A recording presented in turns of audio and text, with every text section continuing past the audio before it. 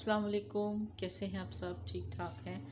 आज मैं एक शॉर्ट वीडियो लेके आई हूँ और बहुत ही हेल्पफुल है।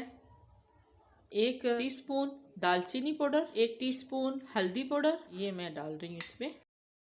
जायफल जो हम खाने में यूज़ करते हैं ले लिया, इसको मैंने कूट लिया, ठीक है। और ये मेरे पास शहद है, डाल दिया, ठीक है। अब इसको कर लेंगे मिक्स।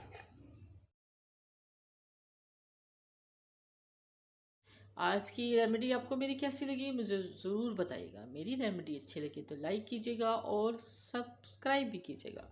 इंशाल्लाह कल मिलूँगी एक नई वीडियो के साथ, एक नए एम के साथ इंशाल्लाह। अल्लाह हाफिज़।